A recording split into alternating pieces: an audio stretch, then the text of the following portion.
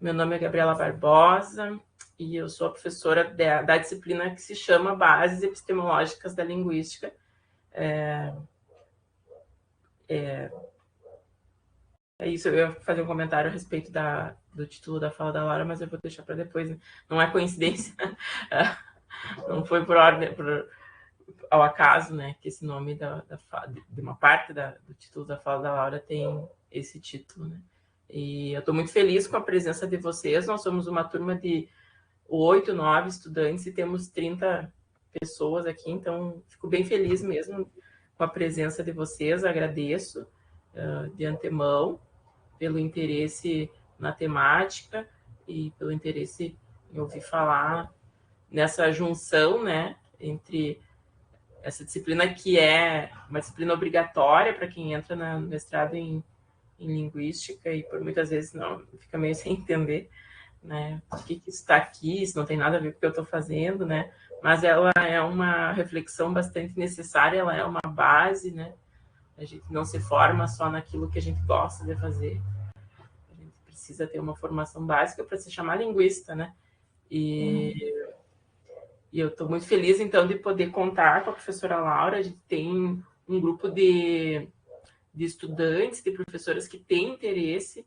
né, que são intérpretes de Libras. Então, a gente tem temos alunas também que trabalham com isso e que vão trabalhar com isso, né? Então, achei que seria pertinente, de imediato, quando eu conheci essas alunas, eu me lembrei da professora Laura, né? E achei que seria pertinente. Acho que vai ser uma tarde muito produtiva, muito proveitosa de trocas. Eu vou fazer uma apresentação pro forma, que é a leitura do texto do Lattes, tá? Para que a gente saiba, conheça a professora, saiba de onde ela vem, né? O que ela faz. Então, a professora Laura Amaral Kimmel Friedrich tem licenciatura em Letras, Língua Portuguesa e Inglesa e suas respectivas literaturas pela Universidade Federal do Rio Grande do Sul, URGS, 2010, mestrado pela mesma universidade em 2013 e doutorado também pela mesma universidade em 2020. Ela é professora adjunta da Faculdade de Letras da Universidade Federal do Amazonas, a UFAM, e docente efetiva do curso de Letras Libras na mesma universidade. Ela também atuou em caráter provisório no Departamento de Letras Clássicas e Vernáculas do Instituto de Letras da URGS entre 2021 e 2022. E a professora também tem formação complementar em tradução e interpretação de Libras e língua portuguesa pela Unila Salle, 2010. E a experiência na área de estudos da linguagem com ênfase em linguística, atuando principalmente nos temas epistemologia da linguística, linguística saussuriana, linguística da língua brasileira de sinais e gestualidade. Laura, é uma alegria estar aqui contigo. Eu comentei com os alunos, nós somos colegas de mestrado, uma colega muito querida com quem eu aprendi muito. Fui muito feliz por esse encontro e agora muito feliz também por poder contar contigo e te ouvir em um outro lugar. Tá contigo, tá bem? Obrigada. Tá bom, muito obrigada. Boa tarde, pessoal. Gabriela, né? Uma alegria realmente poder estar aqui e compartilhar um pouquinho do meu percurso aí, do que eu venho estudando já há algum tempo, desde que a gente era colega, e antes um pouco, né? Antes de começar a apresentação, efetivamente, queria dizer meu sinal, né? Esse aqui é meu sinal, Laura. O sinal em Libras, tá? E eu sou professora da UFAM, atualmente estou em licença, né? Então, não estou exercendo as minhas atividades docentes e estou na minha casa aqui com mais 3 filhas que estão em outro cômodo. Então, caso alguém entre na porta, eu tenho que desligar eventualmente ou pedir um intervalinho rapidinho, tá, Gabi? É por conta dessa demanda aí. Bom, como a Gabriela falou, né? Esse título não é por acaso, é quase um plágio do título da disciplina. É um plágio, né? Estou plagiando o título da disciplina de vocês aí. Mas porque ele também, de certa forma, vai conduzir a reflexão que eu gostaria de propor para vocês em relação, então, puxando, digamos, o assado para a brasa da língua de sinais, né? Então, pensar bases epistemológicas da linguística, da língua de sinais, como que a gente faz isso, né? Como que a gente poderia, então, pensar esse deslocamento, ver se tem um lugar próprio, único, né? E no que se assemelha, no que se diferencia, então, essa base epistemológica linguística, né? Eu acredito que vocês devam ter feito um percurso de leituras aí durante esse semestre na disciplina, que deva ter contemplado muitas discussões gerais sobre a linguagem, o funcionamento da linguagem, né, Gabi? Então, assim, pensar, então, essa generalidade desses princípios linguísticos a uma especificidade de língua, que é a língua de sinais, naquilo que ela tem de específico, mas sem desconsiderar aquilo que é geral e comum a todas as línguas, das quais as línguas de sinais também fazem parte, né? Então, eu vou tentar, na minha apresentação, mostrar um pouquinho e falar um pouquinho sobre isso com vocês, né? Deixa eu passar o slide aqui. Então, o itinerário que eu pensei para minha fala, né, nessa tarde com você seria tomar como ponto de partida uma pergunta, e aqui eu já adianto essa pergunta, que é a seguinte, né? Por que a Libras ela é uma língua? Né? Pode ser uma pergunta muito simples, muito óbvia, assim, por que a Libras é uma língua? Que é uma língua. Mas o que faz uma língua ser uma língua e por que a Libras, né? E aqui eu já não sei, espero que todos tenham familiaridade com essa sigla, né? Libras, que se refere à língua brasileira de sinais, né? Poderia estar falando aqui de uma maneira mais geral sobre línguas de sinais, mas como a gente tem muitas línguas de sinais no mundo inteiro, né? A gente não fala a mesma língua de sinais no mundo inteiro. Vou me ater a exemplos e algumas questões pertinentes à língua brasileira de sinais, que é a língua que eu conheço, né?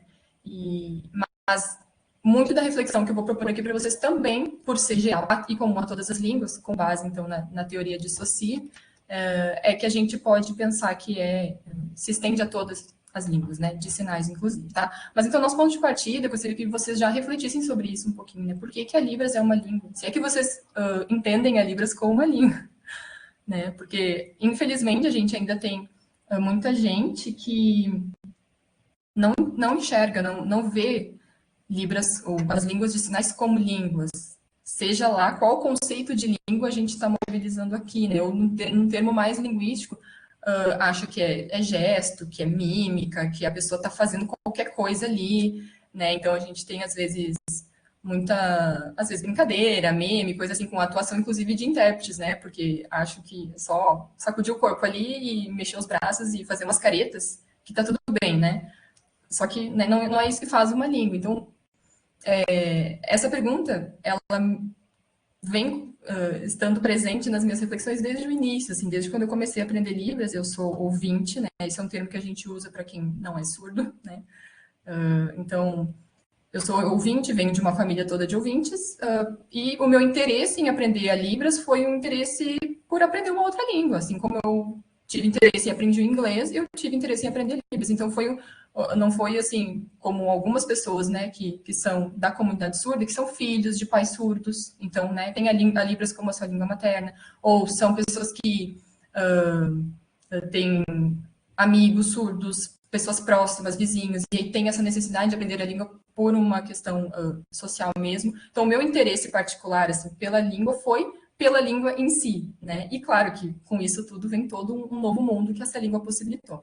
Mas a pergunta, ela continuou durante, então, os meus estudos na graduação, quando eu entrei no curso de letras, porque eu pensava que ao entrar num curso de letras de graduação, eu ia encontrar essa resposta. Bom, Libras é uma língua. Eu tinha isso como evidente para mim, mas não foi, ou na verdade eu não encontrei subsídios e reflexões e teorias, enfim, não tive um aporte teórico dentro da minha graduação que me respondesse assim, Libras é uma língua e por isso, sabe? Que me ajudasse a responder isso. Alguns professores encaminharam algum tipo de bibliografia, assim, à época, né, quando eu cursei letras, e foi mais tarde na pós-graduação, então, quando eu tive essa oportunidade, a liberdade de fazer uma pesquisa que fosse de meu interesse, que eu consegui aproximar, então, pesquisas teóricas, linguísticas, à língua de sinais. Então, foi um exercício da minha parte, assim, sempre na minha formação e na minha trajetória de pesquisa, refletir linguisticamente sobre a Libras, tá? Então, essa é a pergunta inicial que eu faço, né, para vocês, para a gente nessa tarde. E a gente, desde o ponto de partida, a gente vai parar em três outras reflexões, assim, no meio dessa trajetória. E a primeira é para falar sobre o Estatuto Linguístico das Línguas de Sinais, né, porque para a gente responder essa questão, a gente tem que entender o que faz um Estatuto Linguístico, o que é a língua ser considerada como uma língua, tá?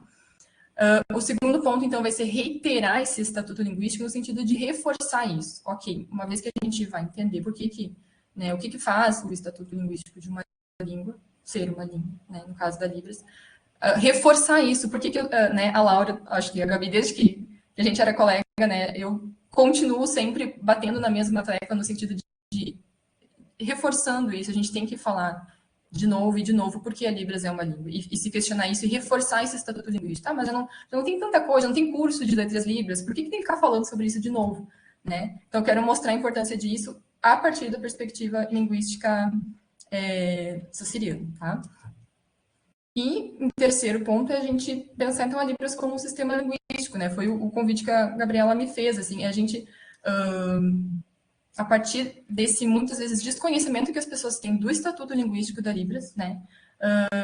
Pensar sobre isso e ainda pensar o que significa em termos de tomar Libras como um sistema linguístico mesmo, né? Não é mímica, não é gesto, é um sistema linguístico. Então, o que implica isso, né? E o ponto de chegada vai ser, enfim, né, sugestões de outros itinerários que, a partir da nossa reflexão, a gente possa buscar e tentar empreender, tá? Então, o meu objetivo, assim, sem muitas pretensões, seria despertar, então, um olhar epistemológico de vocês, nosso, né? Abrir os nossos olhos, assim, epistemologicamente para Libras, né? E para início, assim, da minha fala, também continuidade da nossa conversa, para tentar responder essa pergunta, eu trouxe 2 vídeos aqui, são curtos, tá? O primeiro deles foi o texto, quer dizer, mas foi o vídeo que eu analisei no meu TCC, né? Então, no meu TCC, eu trabalhei com transcrição de Libras. Eu me enveredei para ver como é que eu poderia transcrever a tradução de um vídeo, de uma...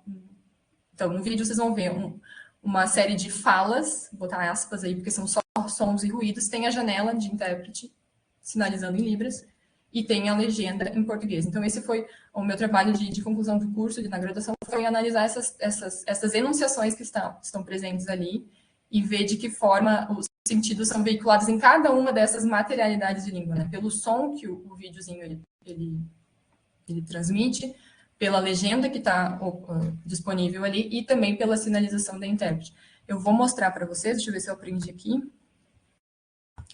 Compartilhar o vídeo. Vou copiar aqui o link.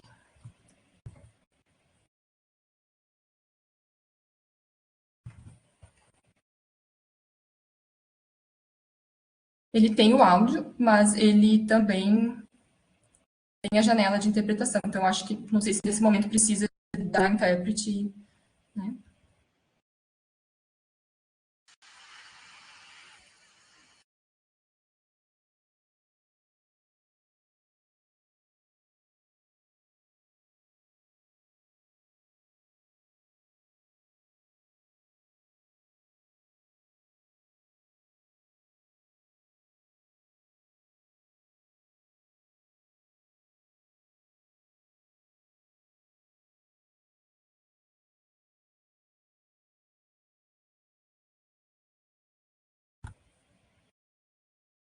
Tá? Então, nesse vídeo, ele é 30 segundos, e desde esse vídeo, então, eu venho refletindo sobre essas diferentes materialidades de língua, né? Como a gente pode significar por meio escrito, o que é óbvio para quem é ouvinte, que usa língua portuguesa, por meio da fala, oralmente, e, então, por meio da sinalização. E um mesmo texto, entre aspas, aqui, sendo veiculado em diferentes formas, o que isso muda de sentido, não, que valores estão implicados aí. Então, no momento do meu TCC, eu não estava trabalhando com estritamente a teoria saussuriana. Eu usei Benveniste para analisar essas enunciações, né? Então, vi aí uma tripla, quádrupla enunciação, mas foi um trabalho que abriu os meus olhos para essas distintas formas de significação na língua, né? O segundo vídeo ele é um pouquinho mais longo, mas ele já de cara dá um tom do que eu quero iniciar, né? Eu continuar falando para vocês, que, enfim, vou deixar o vídeo falar por si mesmo. Não sei se alguém já conhece esse, esse rapaz aí que está aparecendo. O nome dele é Léo Castilho, ele é um surdo. E eu trago esse vídeo para vocês porque ele é um dos vídeos mais recentes assim, que eu tenho utilizado nas minhas aulas, quando eu vou dar palestra, porque eu acho ele muito pertinente no que ele tem a nos dizer, tá?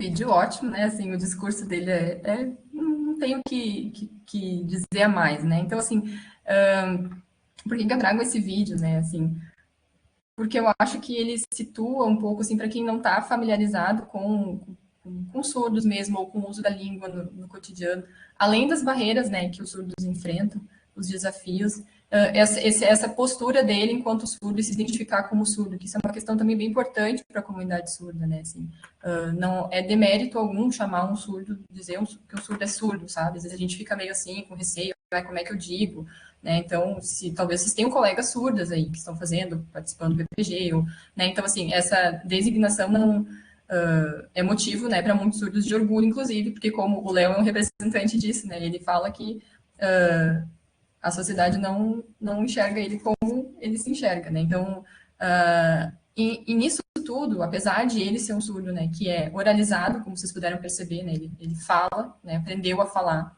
ele não escuta nada, e ele usa Libras, né, então ele conseguiu, né, aprender e fez tudo o que fez também, e tem suas produções e tudo mais, e trabalho também pautado na Libras, tá? Então, dito isso, né, esses vídeos aí é para mostrar um recorte apenas dessa inserção que a gente tem da Libras no cotidiano de pessoas que precisam disso. Para nós, né, esse vídeo da classificação indicativa não precisava, né, para nós ouvintes, eu digo, não precisava ter nem a legenda, talvez, e nem a janela de intérprete como Libras ali, mas para muitas pessoas é a maneira como elas vão ter o recurso, né, e vão ter essa acessibilidade.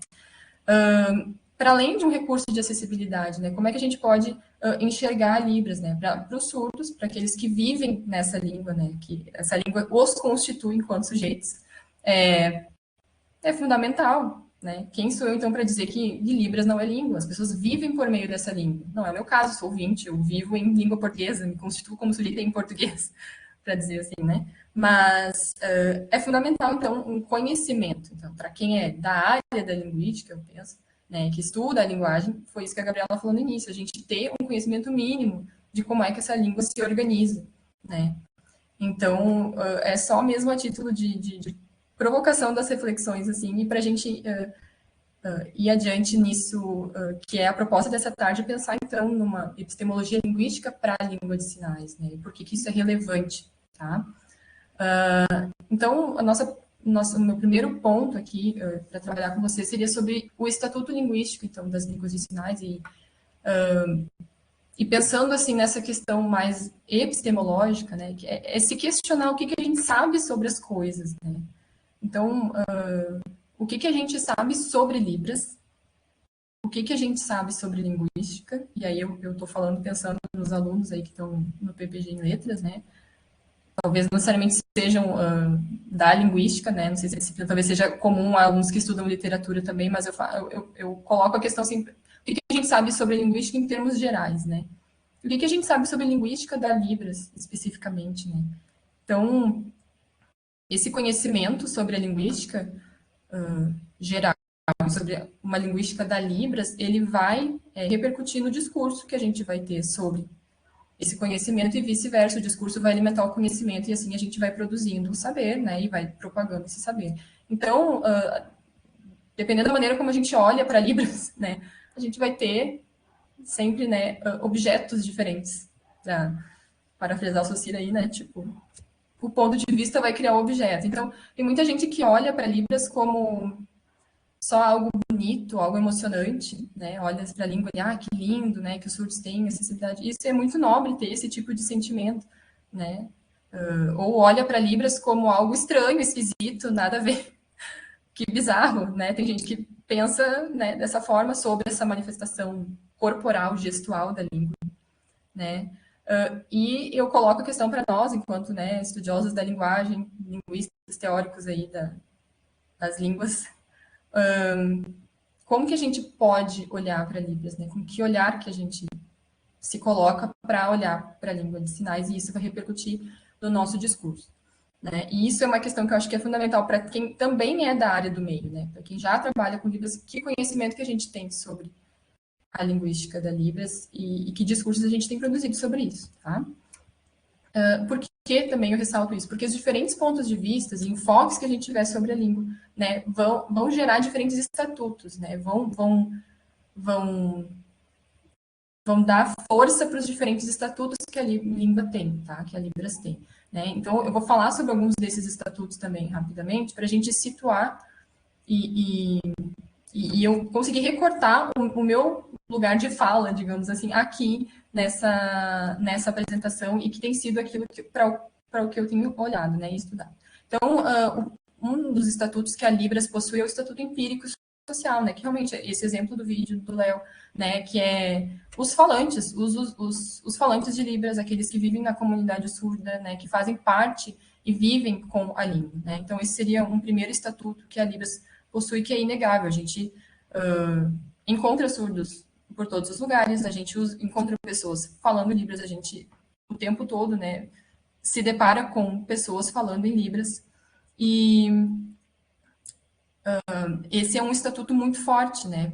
Não sei se dá para a gente hierarquizar esses estatutos, mas é um fator fundamental. Se não tiverem falantes de Libras, a gente não vai ter necessidade de estudar a língua, né? Então, os falantes estão aí, tá? O outro estatuto que eu acho importante destacar, que a Libras possui, é o estatuto político, legal, né? No sentido de que nós temos no Brasil leis que amparam, que reconhecem o uso, né, a difusão de Libras em vários âmbitos, né?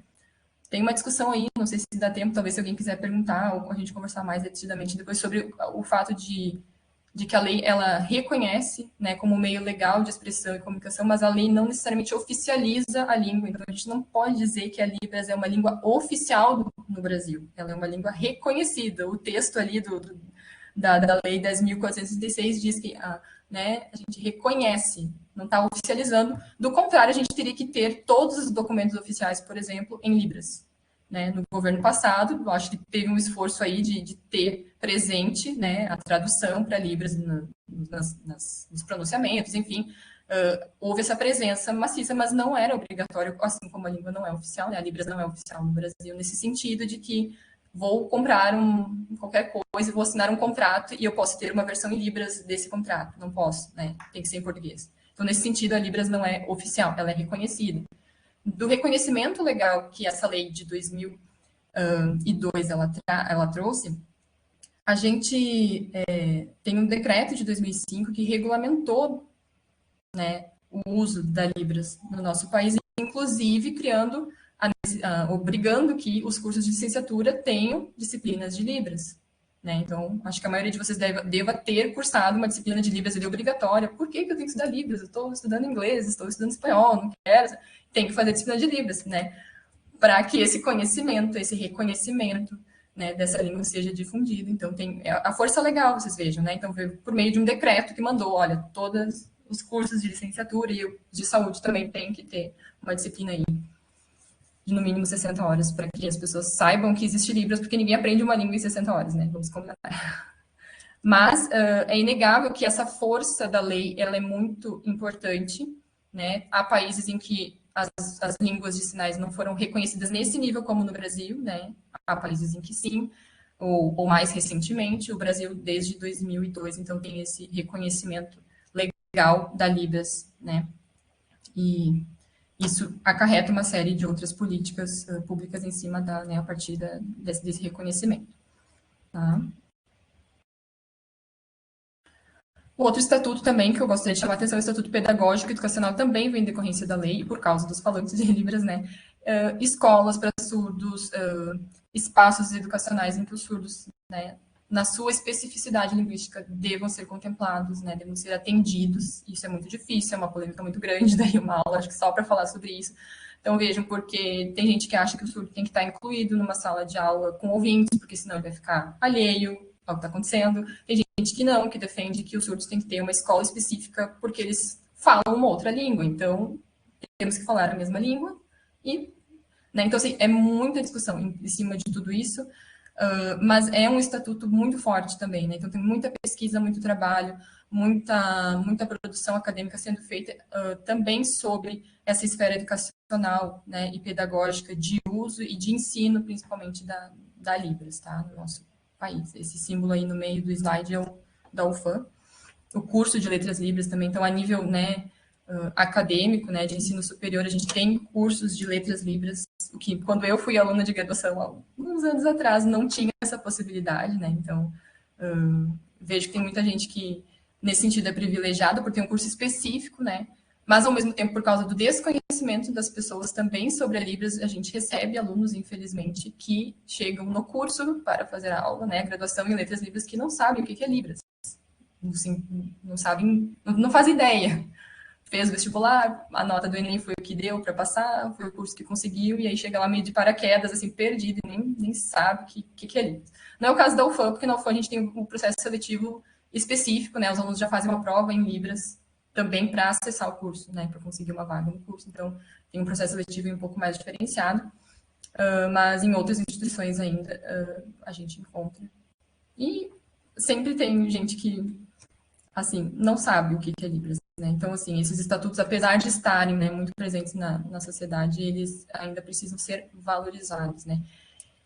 E aí, por fim, né, eu trago para vocês que o Estatuto Linguístico, como é que ele dialoga com esses outros estatutos e por que é relevante a gente defender, então, esse status linguístico para línguas de sinais, né? E volto para a questão inicial, por que a Libras é uma língua?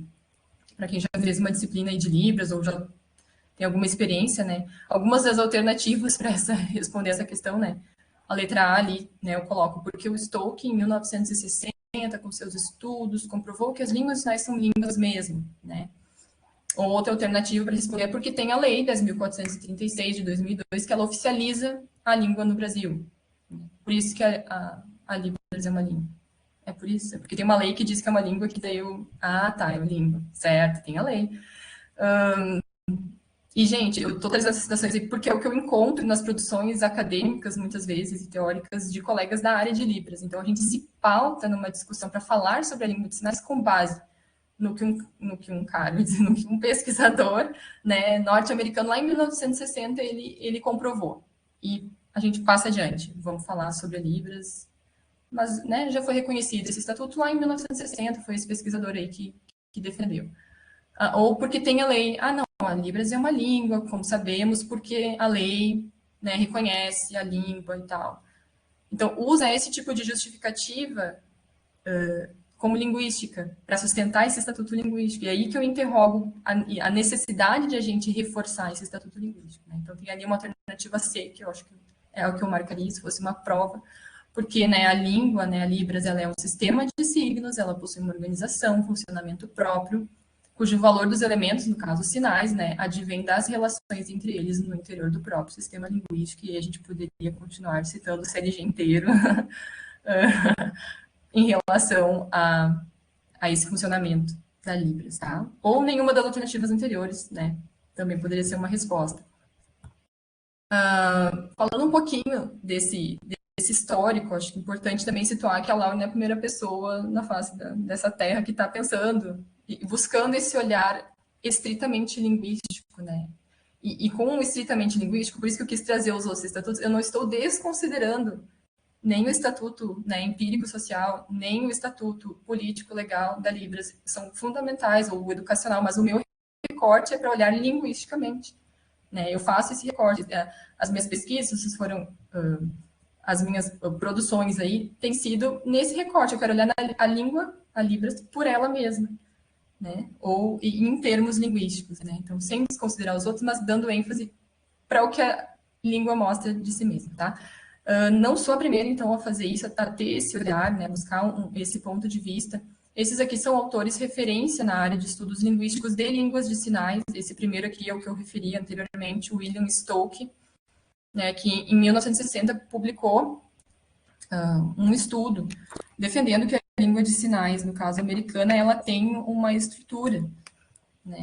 Ele usa o termo estrutura no título ali da sua obra, né? Então, ele bolou um sistema de transcrição para os sinais que os alunos dele usavam. Então, assim, foi um trabalho muito seminal, mas foi um trabalho muito inédito, e, ao mesmo tempo, à sua época, desconsiderado. Então, seus colegas dele acharam que era loucura, porque, no contexto em que ele publica isso aqui, os professores de surdos estudavam audiometria, estudavam o funcionamento do ouvido, da surdez, para ensinar os seus alunos. Então, não se tinha esse olhar linguístico, não se buscava regularidade de sistema, uma estrutura no funcionamento daquilo que os surdos estavam sinalizando, não se tinha esse olhar. Então, esse pesquisador, então, ele era um ouvinte que dava aula na Gallaudet University, que é uma universidade que existe nos Estados Unidos, em Washington, que é de surdos, né, para surdos, graduações de diversos cursos, e ele dava aulas lá de língua inglesa e percebeu que o que os alunos sinalizavam, a forma como usavam a língua, era uma forma regular, tinha regularidade ali, tinha estrutura, tinha um funcionamento que não eram sinais aleatórios, né? Então ele conseguiu sistematizar, foi o primeiro que conseguiu trazer essa visão mais sistematizada do funcionamento da língua, tá? Então não foi aceito de imediato, demorou alguns anos aí para que o trabalho dele fosse aceito, né, e reconhecido. Hoje ele é reconhecido. No entanto, no Brasil a gente não tem tradução de nenhuma das obras de Tolkien. E a gente sabe desse fato histórico, a gente refere, né, eu digo a gente enquanto pesquisador de língua de sinais, mas a gente muitas vezes não conhece a obra dele em detalhes, tá? Então, são parênteses. Os outros que eu trago aqui, Úrsula Beluga e Eduardo Klima, também publicam esse livro, The Science of Language, em 80, na década de 80, então, trazendo também bastante reflexões sobre a estruturação da língua, eles compararam ouvintes com surdos, reconhecendo os sinais ou não, então um olhar bem, assim, para esquematizar o funcionamento da língua, um olhar mais refinado, e dessa forma, né, eu julgo que é um olhar mais linguístico para essa estruturação da língua de sinais, tá? Nos anos 2000, então, a gente tem na França, Christian Cuxac também, que propõe toda uma reflexão e uma visada sobre a língua de sinais francesa em relação à iconicidade presente nessa língua.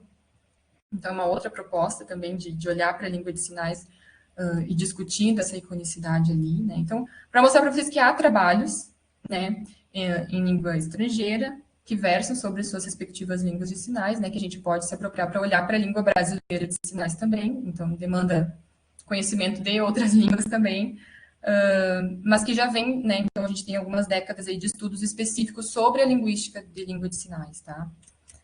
Isso não é exclusividade de estrangeiros, no Brasil nós temos também pesquisadores que são referência, né, então a professora Ronice Quadros, da UFSC, a Ludmila Carnop, na URGS também, na de Educação. No ano de 2004, elas publicaram esse livro aqui.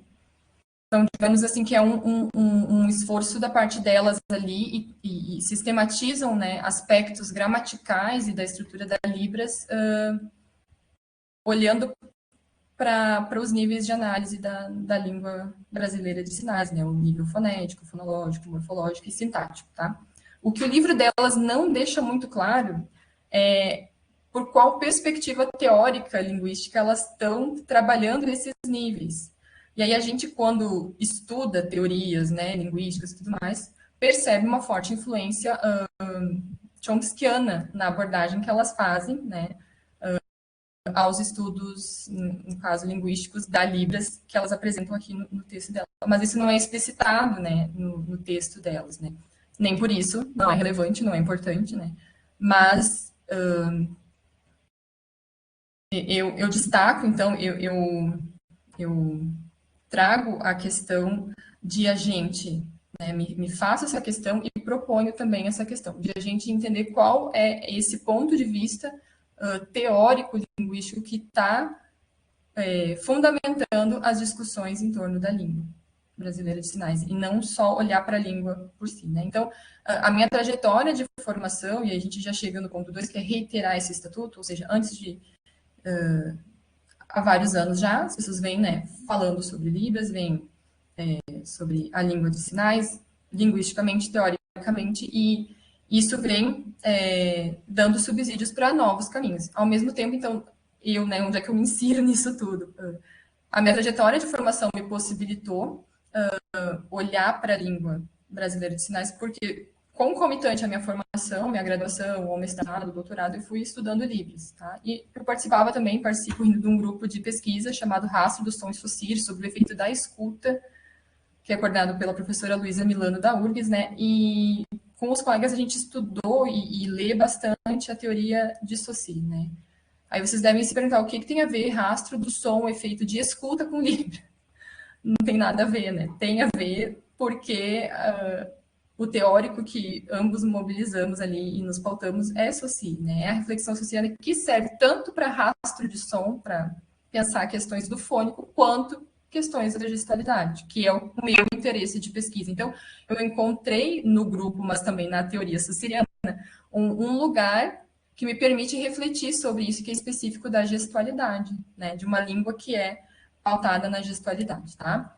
Então, na minha dissertação de mestrado, e foi a época que eu e a Gabriela fomos colegas, né, defendemos nosso mestrado, o meu trabalho de dissertação foi basicamente reforçar, reiterar, né, o Estatuto Linguístico das Línguas Sinais sobre a ótica sociana, né? Então, eu afirmo, então, que as línguas sinais, elas são línguas porque elas são conjuntos, são sistemas de valores linguísticos que são evidenciados na forma de signos linguísticos, né, que são, por sua vez, formados por unidades materiais, gestuais e mentais, baseados completamente nas relações desses valores signos no âmbito do sistema que compõem e, ao mesmo tempo, estão contidos, tá?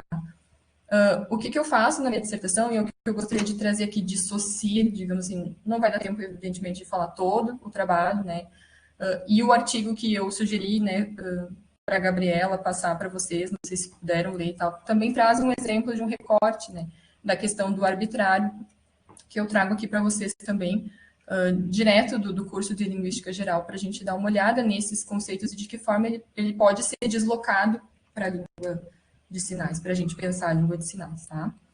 Então, o texto, né, do CLG mesmo fala que para certas pessoas a língua é uma nomenclatura, vai dizer uma lista de termos que correspondem a outras tantas coisas. Por exemplo, ele traz essa figura, na verdade, essa figura mais atrapalha do que ajuda, né? Porque ele está dando um exemplo do que certas pessoas pensam que ser a língua. Elas pensam isso, a coisa e o nome da coisa.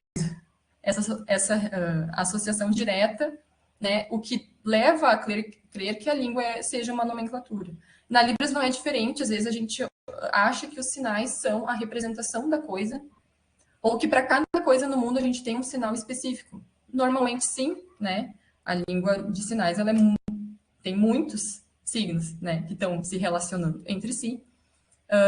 Mas a Libras ela não é uma lista de palavras ou uma lista de imagens, né? Eu não vou ter uma correspondência direta. E aí, quando a gente entrar em seguida sobre o arbitrário, que não tem esse laço natural, a coisa enrosca um pouquinho mais, né? Complica um pouco mais, mas ao mesmo tempo facilita para a gente dissociar essa ideia de língua por ser visual, né?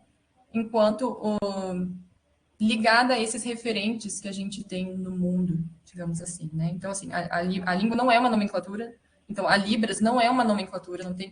Até posso fazer uma listinha de palavras e sinais, se eu quiser traduzir, ou de coisas, figuras e o sinal dessas coisas, mas se eu decorar essa lista, eu não vou estar dentro da língua, não vou ter aprendido a língua, eu vou ter aprendido uma lista de coisas, né?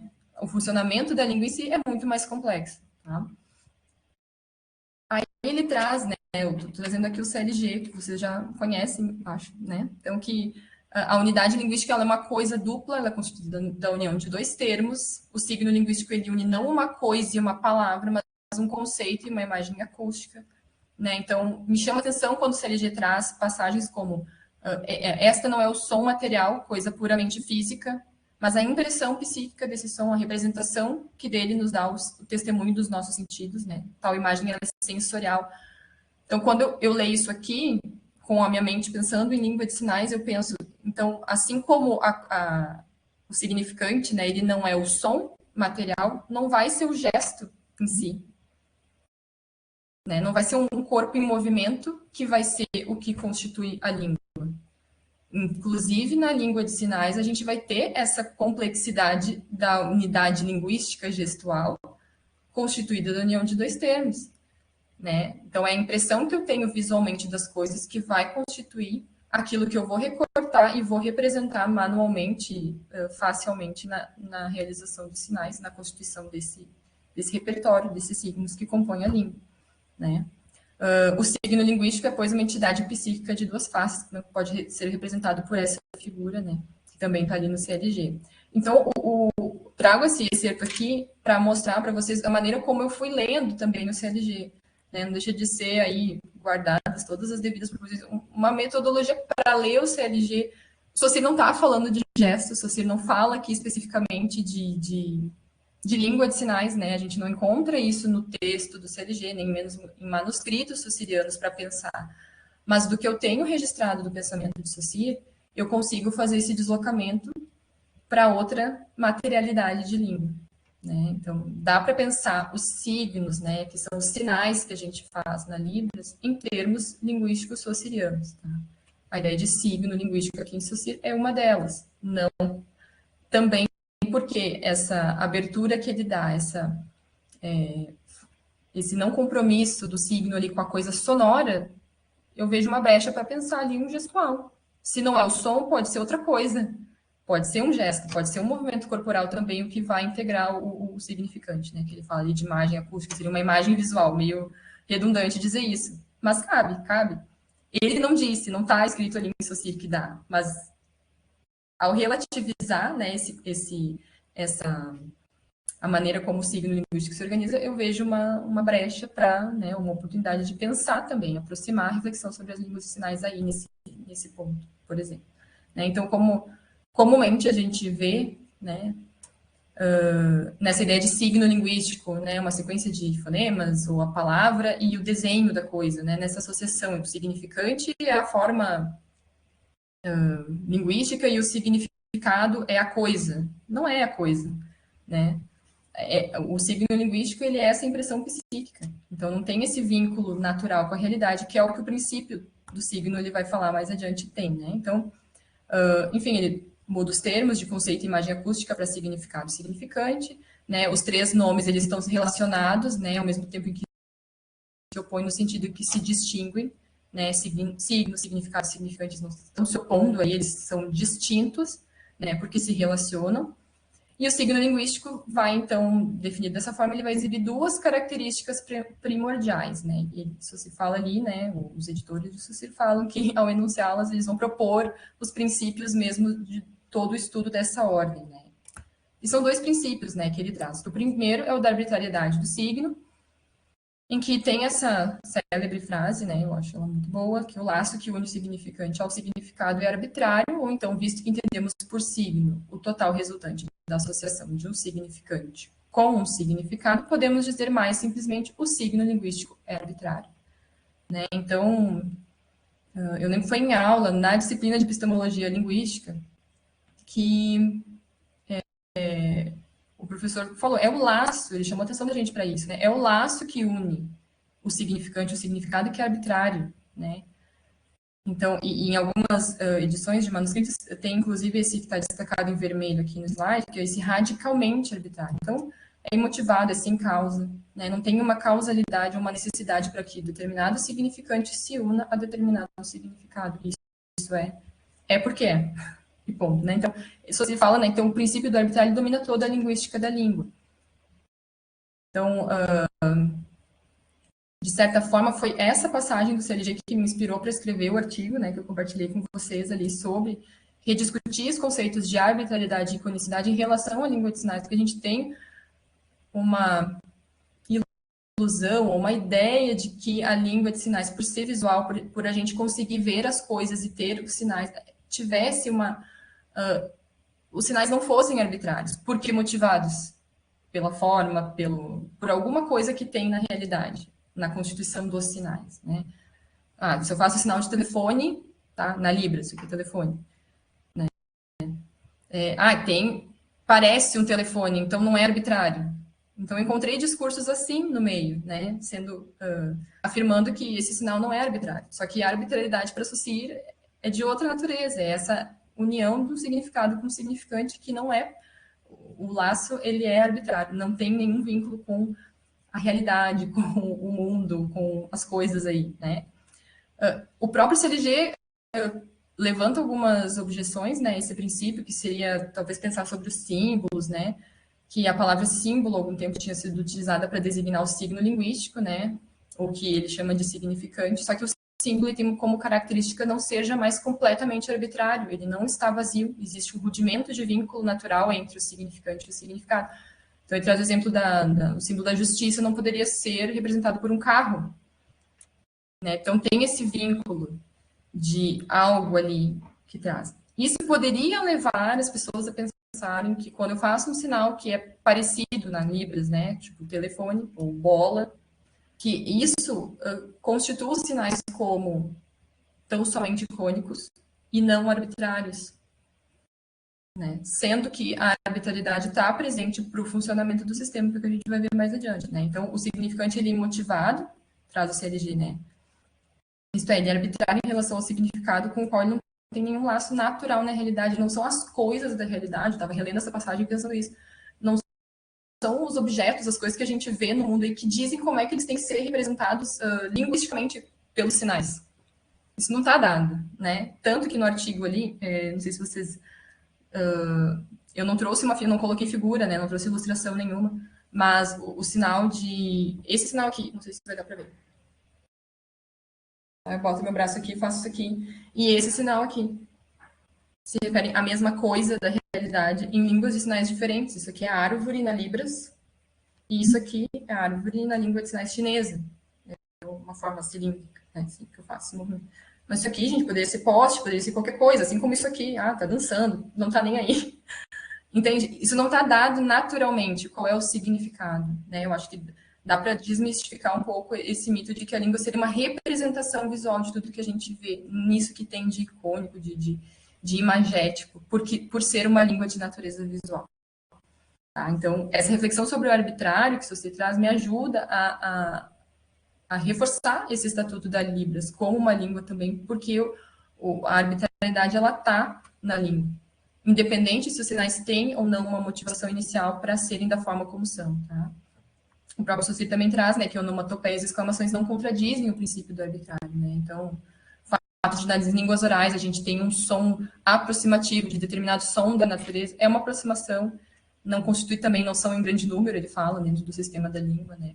E não vai contradizer esse princípio. Então, esse princípio ele domina toda a linguística da língua. Né? Então, a minha aposta é que também domina a linguística da língua de sinais.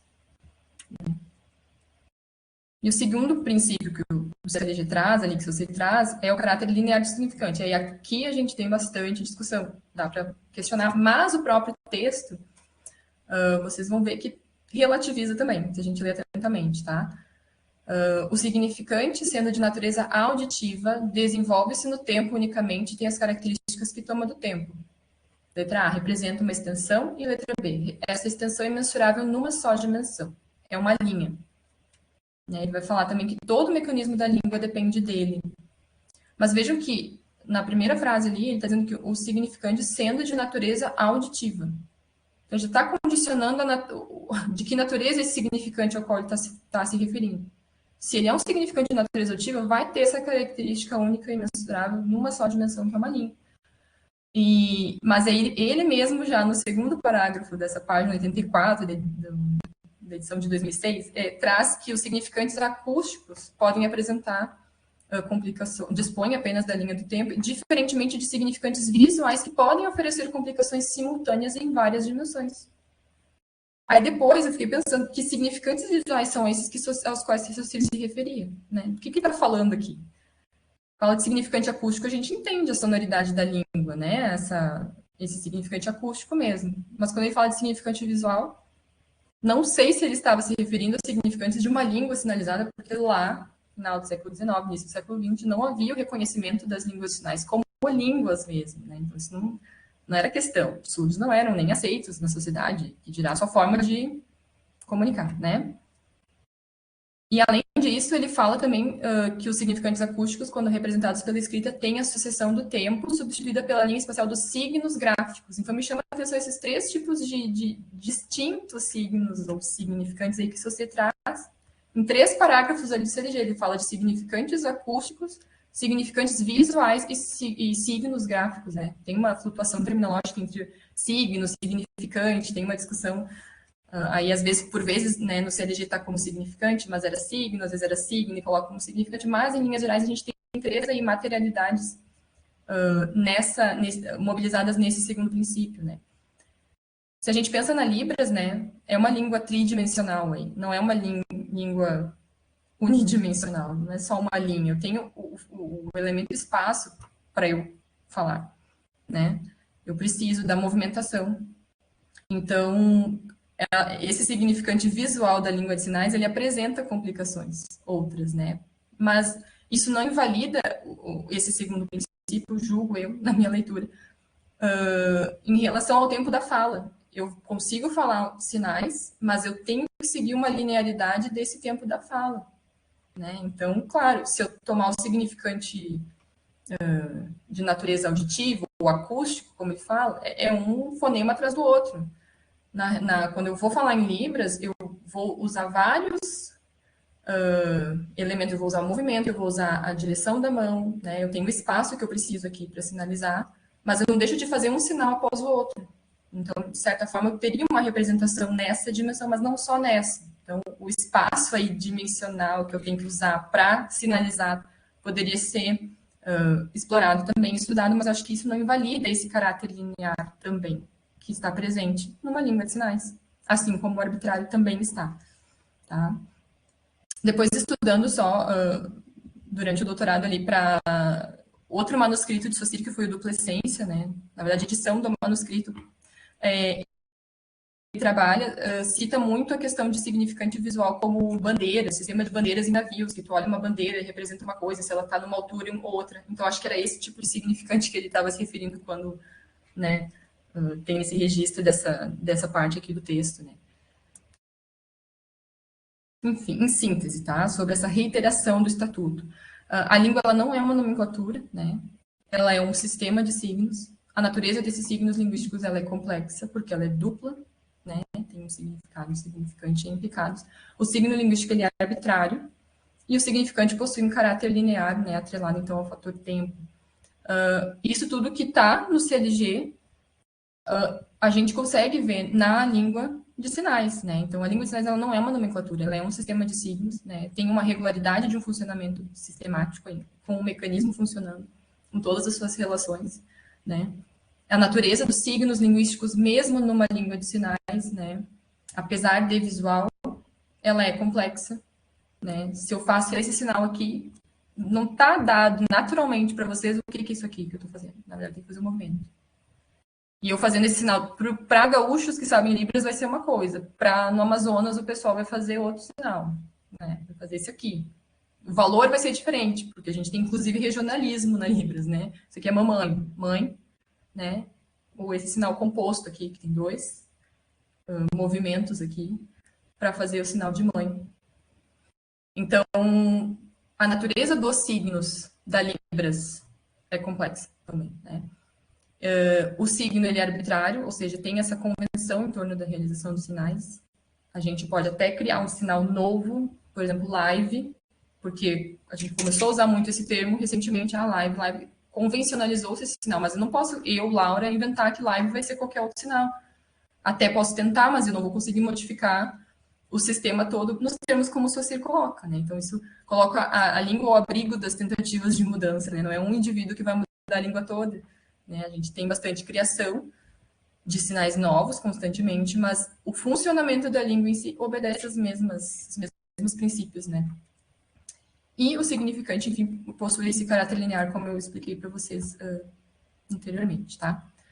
Para quase finalizar aqui e exemplificar para vocês a Libras como um sistema linguístico, então, né, que implicações dessa consideração, e aqui tá, gente, eu trouxe para vocês só uma parte do capítulo que fala sobre o signo. A gente poderia e pode ainda futuramente explorar muitas outras sessões, tanto do CLG quanto de outros manuscritos que versam sobre a linguística geral para exemplificar com a Libras, né, ou com uma língua visoespacial. Porque ela é uma teoria, né, acho que a linguística oceana, ela é pensada em termos gerais. Então, se ela é pensada em termos gerais, ainda que não para, né, especificamente línguas sinalizadas, eu posso interrogar essa teoria. Eu gosto de fazer isso, particularmente, né? E ver tanto os benefícios, os subsídios que a teoria me fornece para pensar a língua de sinais, quanto questionar, inclusive, os limites da teoria, né? Não creio que ela vá responder tudo, vá dar conta de tudo, de todos os fenômenos que estão implicados no funcionamento de uma língua de sinais, mas ajuda a pensar, né? Então, aqui eu trago só um recorte, né, para vocês verem uma maneira de a gente analisar linguisticamente e pensando nesses níveis também de análise gramaticais. Depois eu mostro o discurso completo, né, Mas vejam, assim, como que a gente pode destrinchar em detalhes, em miúdos, a língua, né? A gente vê ali a intérprete tá o tempo todo falando, traduzindo tudo que eu estou dizendo aqui. No entanto, tem muito implicado. Se a gente for olhar nível por nível, a gente consegue fazer esse detalhamento, né? Então, um sinal, por exemplo, esse aqui, tem essa configuração de mão, tá? Analisando no nível fonético, fonológico, né? Então, eu tenho essa configuração de mão, eu tenho uma localização que ele faz aqui do lado do peito. Eu tenho um movimento aqui, não aparece, era para ter uma setinha para cima e para baixo. Então, não é um movimento para frente e para trás desse sinal. A orientação da palma dele tá para cá, não tá para cá. Não tá para lá. Tá assim. E tem um EF que é a expressão facial, né? Ele tá, tipo, assim, e não tá assim. Então, esses são chamados parâmetros, né, que configuram os sinais. Eu tenho pelo menos 5 parâmetros que cada sinal vai ter. Então, qualquer sinal que a gente fizer, vão ter esses 5 parâmetros, né, que são tracinhos mínimos aí que precisam estar constituindo os sinais. A configuração de mão, uma localização dessa mão, o movimento que essa mão vai fazer, a orientação dessa palma dessa mão e uma expressão facial junto. Isso só no nível fonético, fonológico, que a coisa vai complicar quando a gente for para o nível morfológico, né, o morfossintático, porque distinguir uma coisa da outra no discurso desse rapaz aí vai ser um pouco complicado. Ele está aqui, mas vocês vejam que a outra mão dele já está apontando, ele já está sinalizando outra coisa aqui perto do ouvido, na segunda imagem, né? E a mão permanece nessa posição inicial, a mão direita, né, caso. Ele vai fazer um outro sinal aqui e já vai complementar a informação. Então, talvez nisso a gente pudesse questionar a questão da linearidade, porque está, né, ele está dizendo alguma coisa sobre esse sinal aqui. Tá? Veja, então tem uma sequência de movimentos que ele faz ao mesmo tempo em que ele permanece e sustenta essa mão aqui, nesse outro sinal. Tá? E se a gente amplia, então, ele tá... Depois eu mostro o vídeo, aí ele pergunta, é fácil a vida de um surdo? Então ele coloca a vida aqui e pergunta, né, do surdo fácil? Né? Então, no nível semântico e pragmático, a gente poderia depender esse vida aqui, talvez, né, no exemplo do português, o vida como experiências cotidianas, né, a nossa existência, ou como um antônimo de morto, né? Mas na Libras também a gente tem uma questão que esse sinal aqui, vida, pode significar presente, né? Então, assim, eu estou aqui na live, né? Na live eu faço assim, então, no sentido de presente. Então, tem essa questão polissêmica também de um mesmo sinal, né? Que então, no nível semântico e pragmático, a gente pode trabalhar, né? E no nível discursivo, se a gente considerar outros fatores, por exemplo, fiz esse recorte desse vídeo, de um vídeo da FENES, que é a Federação Nacional de Educação e Integração dos Surdos. Então, talvez considerar isso. Que discurso é esse que ele está trazendo, né? Seria assim, considerar outros fatores que estão implicados. Quem é esse rapaz? Será que ele é um surdo? Será que ele é um ouvinte? Para olhar para esse discurso todo que ele está trazendo, tá? Depois eu deixo o link para vocês, tem mais algumas coisas para falar, só para a gente ir concluindo.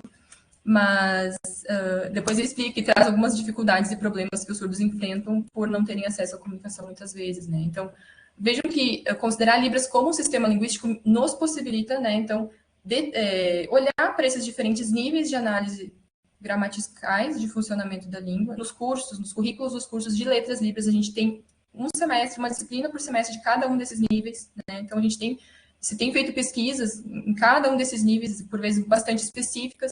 Às vezes são pesquisas que versam sobre a terminologia, se, por exemplo, a gente deveria chamar os fonemas da língua de sinais de fonemas, porque fone remete a fonia, som, que não tem a ver quando se trata de uma língua de sinais. Talvez devesse ser kirema, um outro termo que refere a mão em grego, enfim.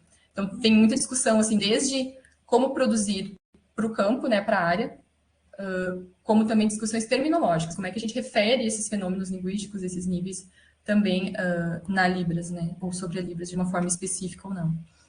Né? Então, por fim, né, a Libras como um sistema linguístico, considerá-la, então, como um sistema linguístico reconhecendo esse estatuto, também implica investigar a singularidade das línguas de sinais. Eu tentei mostrar que a gente pode se valer, por exemplo, de uma teoria geral, como a dissocia, para olhar para alguns, né, fenômenos, algumas coisas que estão presentes numa língua como a de sinais.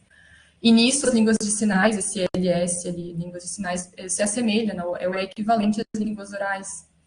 Mas a gente não pode deixar de considerar que as línguas de sinais, elas são diferentes das línguas orais. E aí, né, eu me pergunto como e no que elas são diferentes. Se, ok, eu consigo ver arbitrariedade, eu consigo ver um sistema nessa língua de sinais, mas não é a mesma coisa, uma língua de sinais de uma língua oral. No que elas se diferenciam e que particularidades essa diferenciação vai acarretar para os estudos linguísticos ou não, né?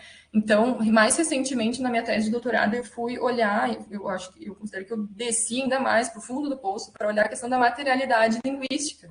A pessoa não se contentou em perguntar por que a Libras é uma língua, a pessoa foi olhar por o que é que faz uma língua. Já vimos, já está lá dado no CG, não é o som, né? Tem toda essa complexidade na constituição do sistema, dos signos.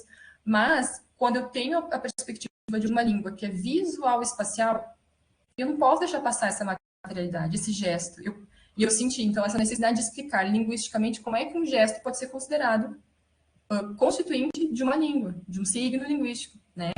Então, a questão da materialidade linguística é uma questão incontornável, né? Eu julgo para a delimitação, então, dessas fronteiras. Tentar delimitar, né, gente? A depender do propósito de uma pesquisa, né? Entre o que é fônico, o que é gestual, aquilo que é escrito, né? A tese não contemplou o que é escrito, né? Eu trabalho mais com a questão de gestualidade mesmo, de ver o gesto e esse corpo em movimento que está significando quando se trata de uma língua, né? Então, considerar, então, a Libras como um sistema linguístico remete a essas questões de também fronteira entre materialidade de língua, né? Então, essas últimas 5 questões ali que eu trago são para a gente, estou parafraseando o CLG naquela parte em que o Saussure traz sobre a escrita, né? Ele coloca que, independente se escreve um T cursivo ou um T em letra de forma, isso é indiferente. Então, quando ele está tratando do valor, né, material do signo, e aí a gente pode se questionar se os signos da Libras eles são arbitrários. Julgo ter respondido que sim, né? Então, o valor dos sinais ele é positivo ou ele é negativo diferencial, como o sistema rege, né? Os valores dos sinais da Libras eles funcionam fora do sistema da língua, né? De que maneira que eles funcionariam, né? Para ser um signo na língua, ele tem que funcionar dentro do sistema, né? E o valor dele vai estar sendo oriundo, vai estar vindo do funcionamento desse sistema. Ou na oposição de um com o outro dentro do sistema, né? E por fim, o meio de produção dos sinais faz diferença, né? Se eu sinalizo com a minha mão mais para baixo, mais para cima, isso vai diferenciar ou não, né? Então, eu lembro que no primeiro curso de Libras que eu fiz, tinha uma senhora, uma colega muito idosa, bem velhinha, assim, para fazer o alfabeto manual, ela foi fazer o Z, ela fazia com muita dificuldade, mas isso não diferenciava, né? O Z de zorro, assim, no ar que a gente faz.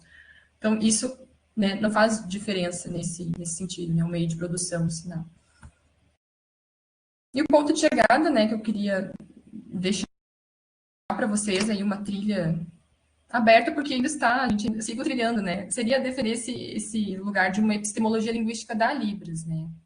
Então, eu acho que ela é necessária para sustentar e manter esses demais estatutos, né, que eu mencionei para vocês anteriormente. Quanto mais pesquisa, quanto mais estudo e fortalecimento teórico mesmo, eu julgo, desse estatuto linguístico, né, da Libras como língua, for reforçado, mais os outros estatutos vão ser fortalecidos também, né? Vai ser uma presença mais qualificada dessa língua em outros espaços, né? Acho que a gente avança em discussões sobre educação, sobre ensino, né? E tudo que decorre disso, né? Eu acho que também é importante, né, defender essa epistemologia para desenvolver novos caminhos de pesquisa sobre a Libras, né? Existem inúmeros já em andamento no Brasil, se vocês verem os eventos que tem específicos sobre, né, estudos linguísticos de Libras, tem muita coisa sendo produzida, né? Então, quanto mais forte for esse fundamento teórico, né, linguístico, mais caminhos a gente consegue, né? Eu trouxe um exemplo aqui do que eu fiz com a teoria saussuriana, mas existem quantas outras teorias aí a serem exploradas e aproximadas às línguas de sinais, né?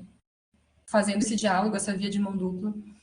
E eu julgo também elas fundamental para integrar, né, um lugar entre as discussões da e na ciência linguística geral, né, para interrogar o seu objeto, porque da mesma forma como eu vejo potencialidades e vantagens em estudar a Libras sob a ótica saussuriana, eu acho que interrogar a teoria saussuriana, né, com o funcionamento específico, então, dessa língua, também movimenta, né, contribui para o campo de estudos, né, linguísticos de uma maneira geral. Então, assim, é realmente uma via de mão dupla. Trouxe aqui só algumas referências que eu utilizei e era isso que eu tinha para compartilhar com vocês nessa tarde.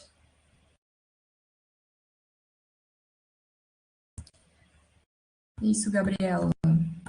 Apavorei todo mundo, meu Deus. Não, imagina. Tu sabe que o encontro por videochamada tem outras características, né? O silêncio é uma delas. Se a gente está num grupo que está presencial, o burburinho acontece, a gente vê a cara da pessoa concordando. Sim. Faltam esses elementos. Então, o silêncio é só da natureza da tecnologia. Desse encontro. Não tem a ver com susto, não. Laura, muito obrigada. Estou bem feliz de poder te ouvir, poder aprender contigo. E eu vou ficar quietinha agora e vou esperar para ver se eu tenho perguntas, tá? Tá. Mas eu quero ver se outras pessoas têm, né, a oportunidade, senão a gente fica monopolizando a fala. E tá. Também não é bom. Se alguém tiver perguntas, pode abrir o microfone, abrir a câmera ou escrever aí no chat que eu estou observando, pessoal. Fiquem à vontade.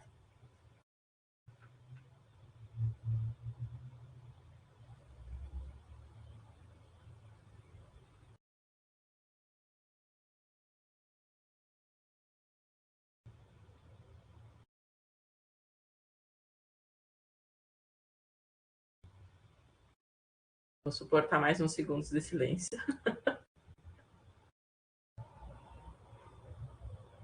Tem gente que levantou a mão. Não sei se tu viu. Não vi. Eu acho que eu estou como, não sei, moderador. Tem Vitor, José. Para mim não aparece. Levantou a mão. Tá, Vitor, fica à vontade.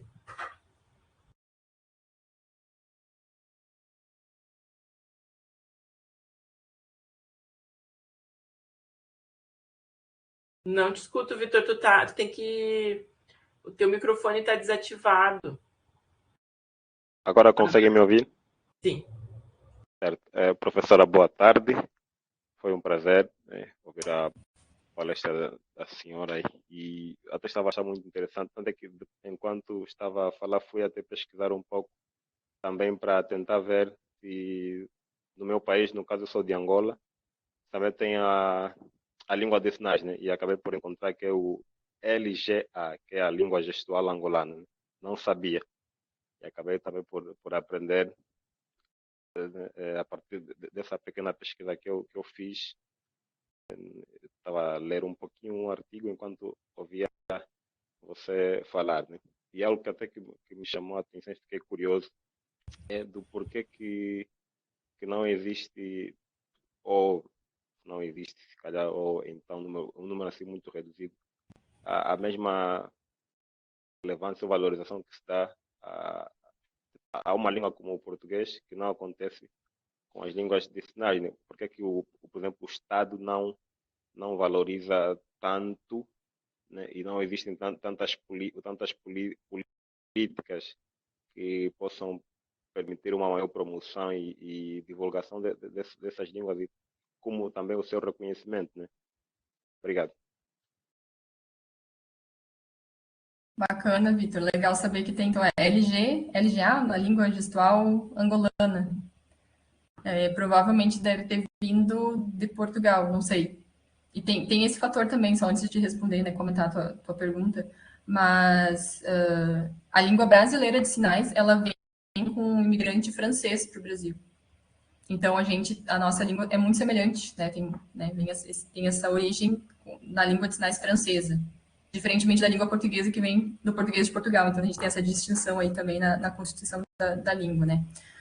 Mas, bom, eu não saberia responder por que exatamente, né? Não há esse reconhecimento. Eu acho que uma alternativa de resposta seria pelo fato de ser uma língua minoritária, né? Agora a questão é o que né, as políticas, o governo, enfim, fazem com aquilo que é menor, que é tanto acho que em espaço quanto em número de falantes, né? A quantidade de surdos, e nem todos os surdos também falam a Libras, né? Então é uma questão mesmo de atenção àquilo que é menor, mas não menos importante, né? Então, é difícil. E não só também, no caso, Victor, as línguas de sinais, né? Se a gente pensar nas línguas indígenas, aí, tantas que existem no nosso país, e que não tem nem o benefício de uma lei como a Libras tem. A Libras ainda tem esse sustento da lei, né? Que reconhece línguas indígenas, muitas, né? Não sei, de outras que são reconhecidas como um meio legal de comunicação e expressão, que se um índio, sei lá, um Guarani for no hospital, ele vai ter o direito de ser atendido na sua língua. O surdo tem esse direito, né? O surdo falante de Libras, né?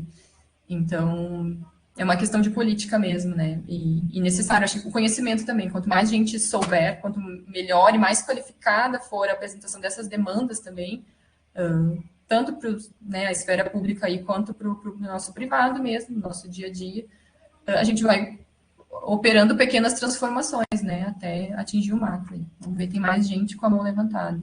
Cate Rosani.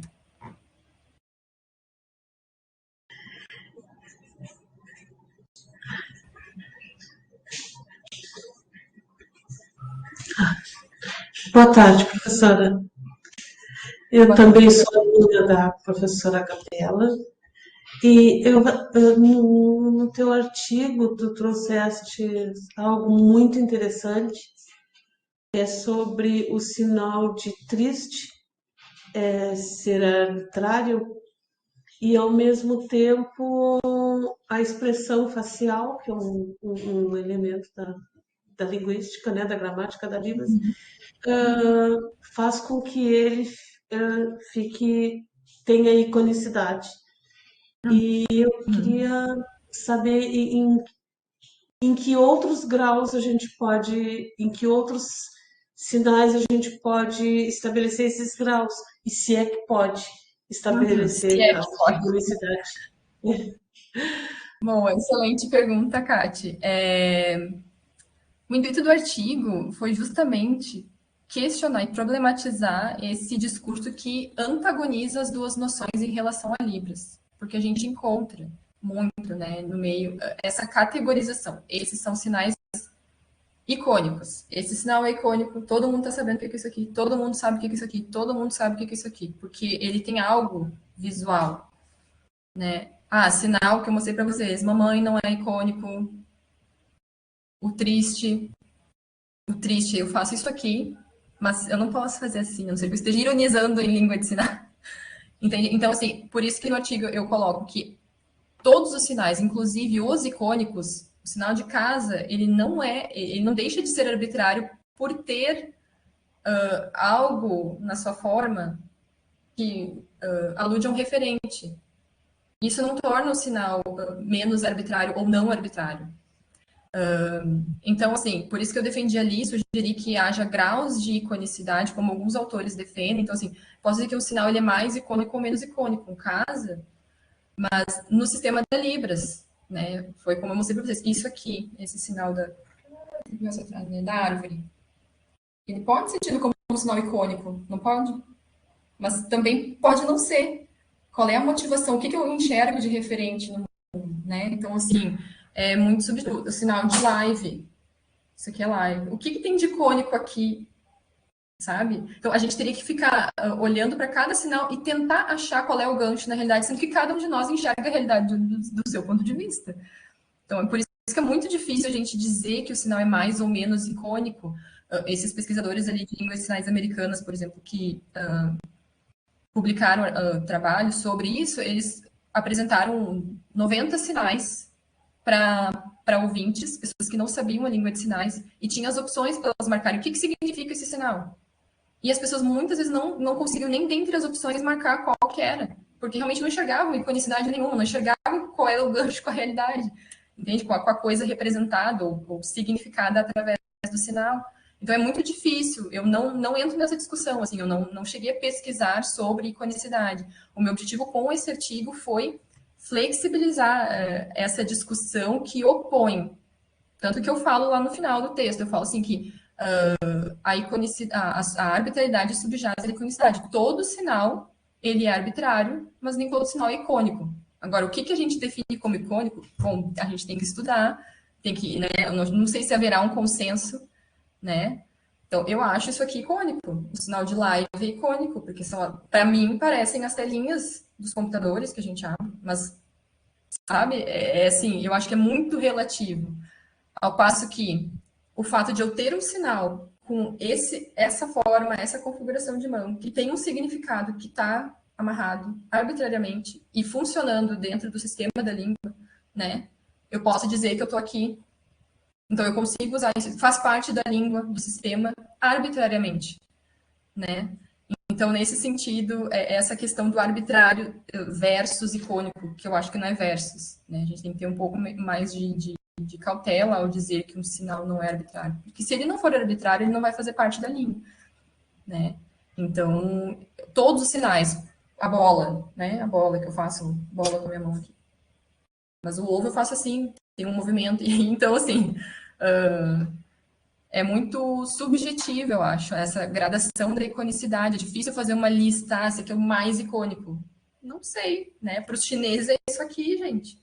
Isso aqui é super icônico. Parece o formato do tronco, sei lá, se uma árvore é um tronquinho fino, não sei, sabe? Então, assim, é muito difícil fazer essa graduação de iconicidade. Então, por isso eu sugiro ali no artigo que, bom, pode haver essa gradação, mas a minha aposta mesmo é no valor do arbitrário, para segurar o sistema. Porque se a gente tira o arbitrário, a gente perde essa sustentação, e não, daí não faz parte da língua, né?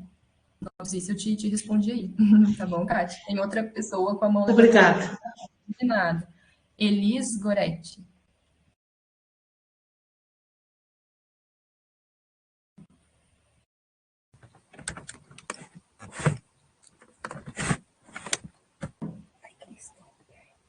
Estou tentando abrir minha câmera. Oi. Oi. Boa tarde. Oi, prof. Tudo bem? Tudo bem, Boa tarde. Então, eu sou Elis. Eu sou doutoranda de letras na FURG. Sou tradutora, intérprete de Libras, professora de Libras. Vim como substituta para a FURG agora. E, assim, eu adorei te ouvir. Obrigada, muito obrigada pela fala, muito obrigada pela problematização, pelas provocações. Eu estou aqui para te dizer que, nesta tua fala de que todo sinal é arbitrário, mas nem todo é icônico, eu encontro... porque eu não encontrei leituras também, e talvez eu esteja errada, e peço que tu me corrija. Eu não encontrei leituras que falassem sobre isso também. Mas, por toda a minha trajetória, eu penso exatamente isso.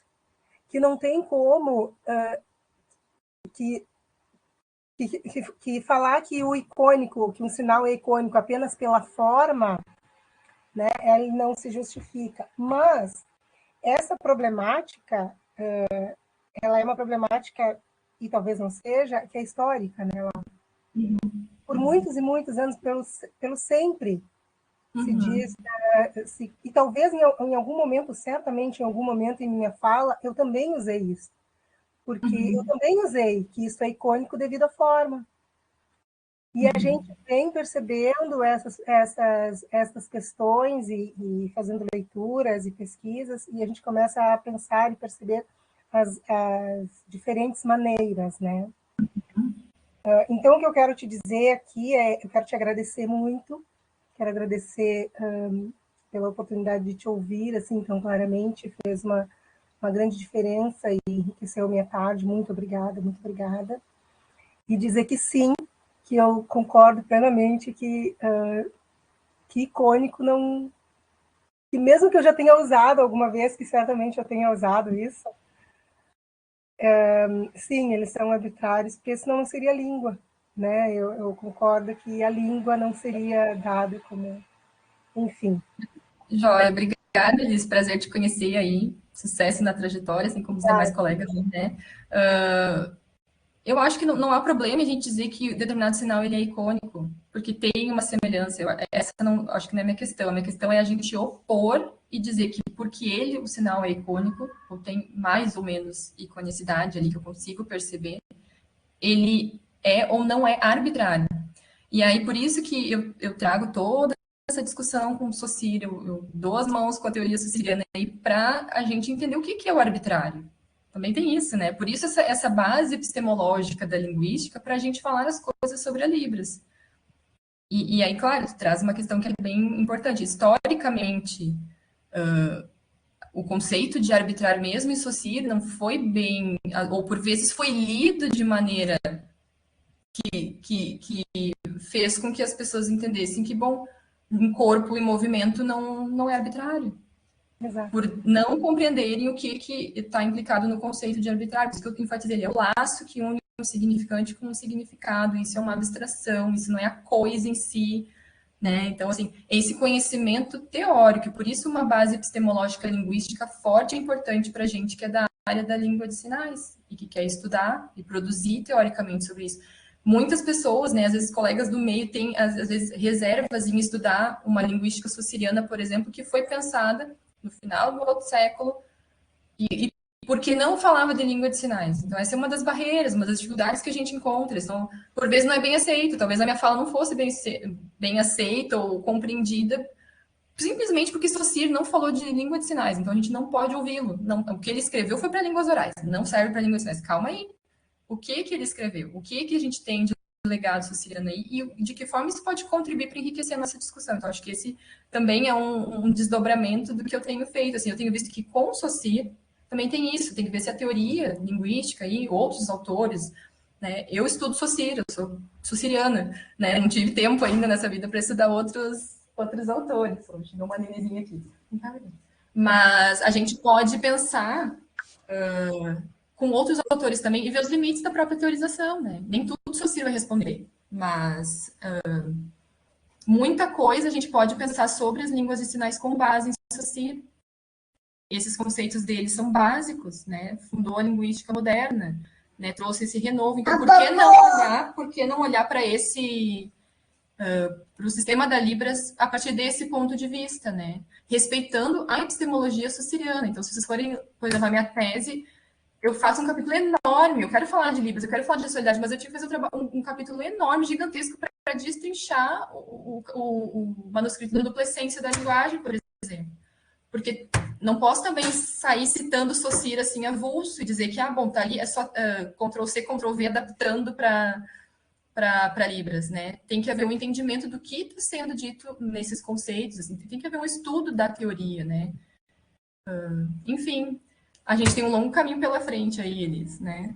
Mas é bom encontrar pesquisadores e teóricos que dão subsídios para a gente, apesar de não terem pesquisado sobre a língua de sinais especificamente, é tudo muito recente, né? Mas é uma caminhada, né? É isso aí. É uma caminhada.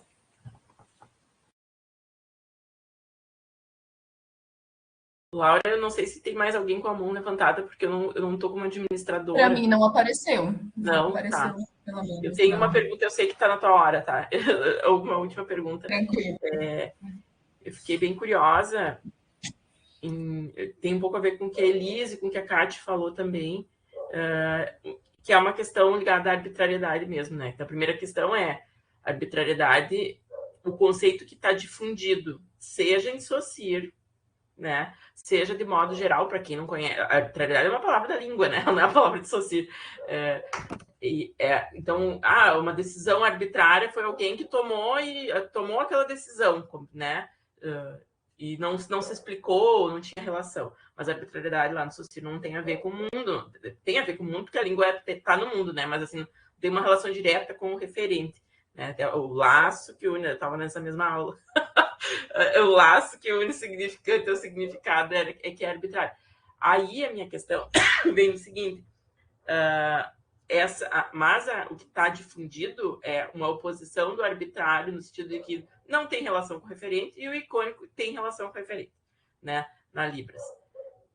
Na linguística, muitas vezes é arbitrário, não tem motivo para que mesmo você chame mesmo, não é isso. Né?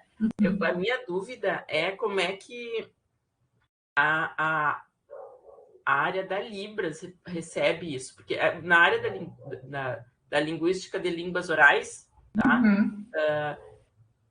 Que está mais atualizada, digamos assim, na leitura de Saussure, as pessoas já... Ok, mas eu fico pensando, porque tu disse assim, tem algumas reservas, eu não vou trabalhar com Saussure, porque o Saussure não falou de fala. E ainda e aí tu chega dizendo que a arbitrariedade não é bem isso que vocês estão dizendo, gente. Que, na verdade, não é que não seja isso, é que tu está apresentando um estatuto que é linguístico, é diferente, né? E dentro de uma leitura do quadro formal todo da teoria sussiriana, né? Exato. É um desafio, cara.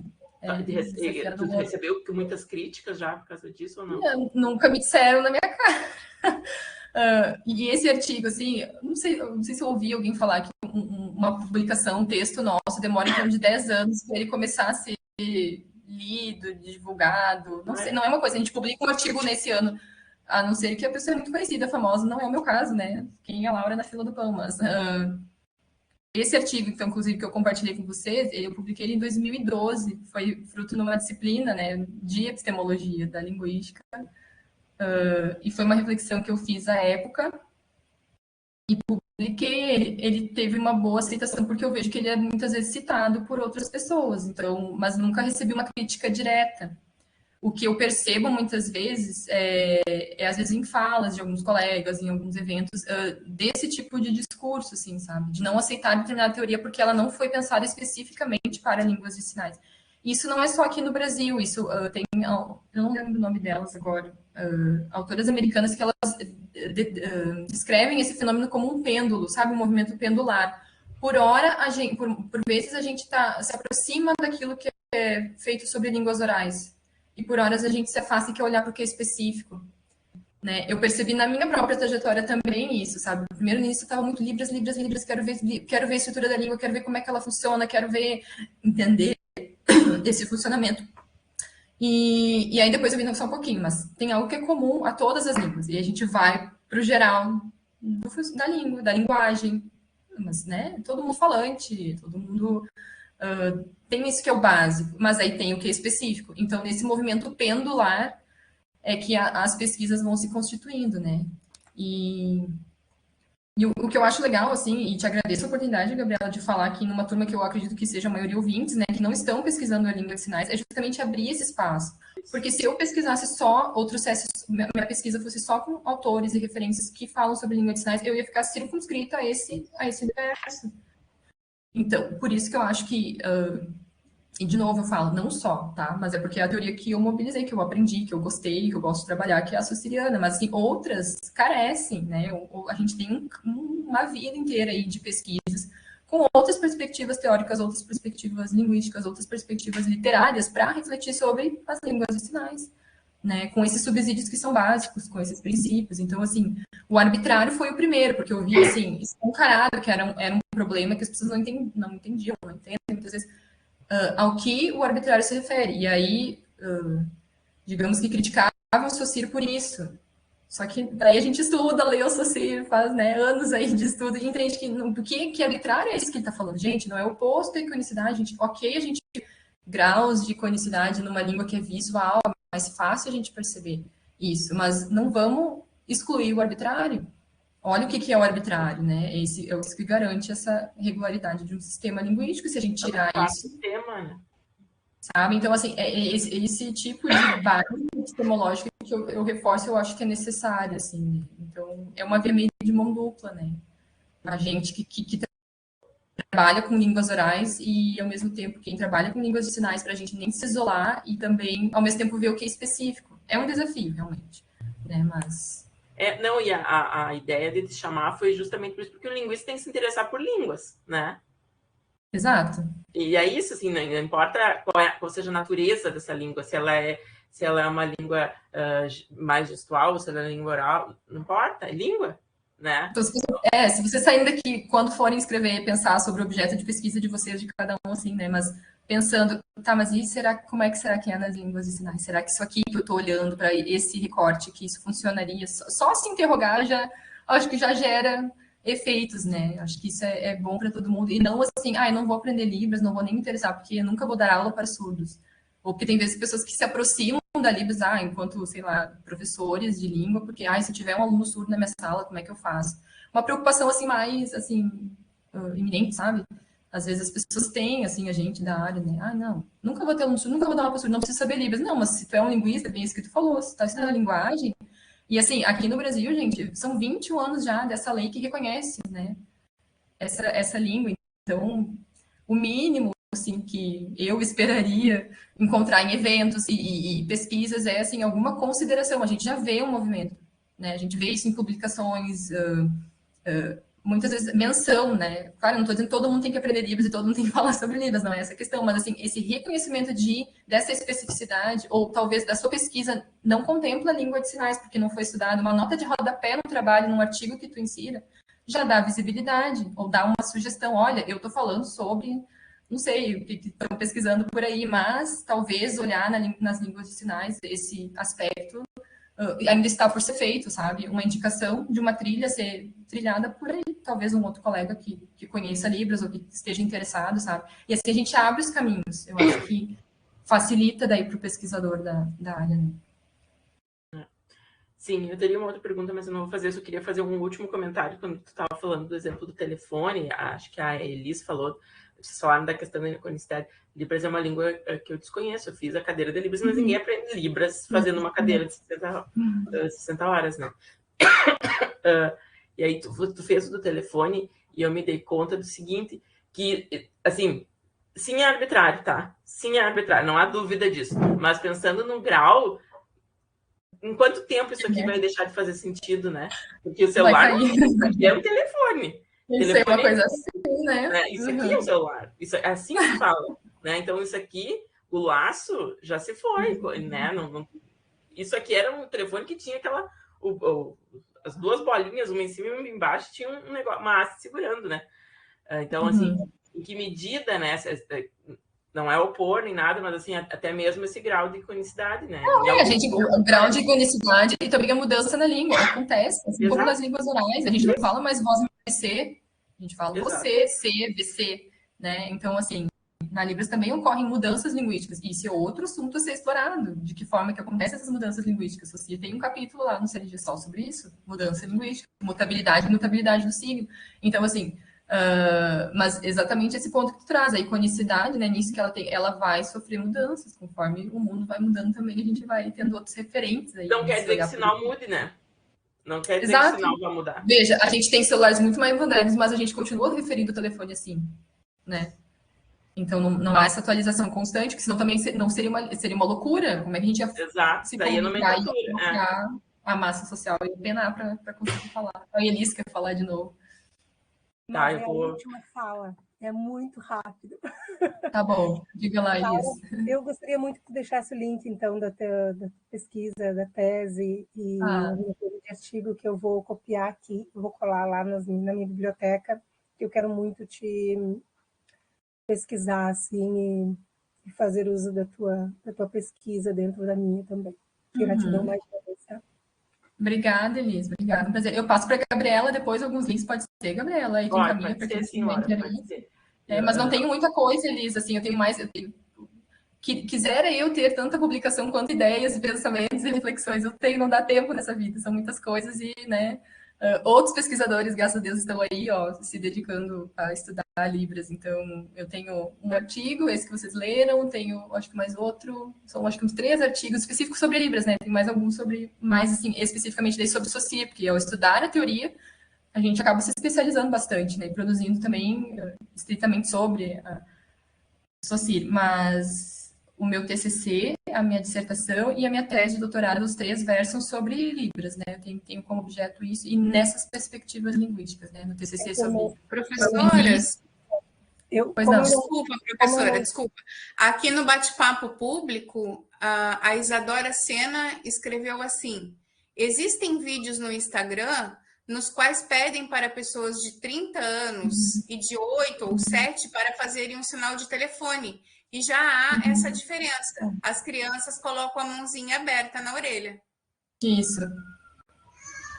Exato. Aí a língua vai sofrendo as mudanças, né? Que todo o sistema sofre. Mas, por vezes, não é tão evidente e demanda o tempo, né? Mas, apesar de haverem essas diferenças, justamente o arbitrário que garante que esse sinal seja feito. Que ele vai mudar, pode ser que mude, mas tem que haver daí todos os requisitos lá da coletividade, a massa social, o fator tempo, influenciando nesse funcionamento aí desse sinal, né? Mas bem lembrado. Ele está concorrendo, né? Ele está concorrendo, o tempo dirá quem vai ser a forma vencedora, ou se as duas permanecem.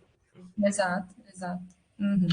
Laura, eu sei que tu pediu para eu já te roubei 17 minutos. Então, eu preciso encerrar, pessoal, em função de que a Laura tem outros compromissos. Mas eu quero te agradecer mais uma vez, foi muito bom poder te ouvir, poder aprender contigo, e também essa oportunidade de que os outros colegas, né, nossos colegas de profissão que estão se especializando, possam entender, né, se é que já não sabem,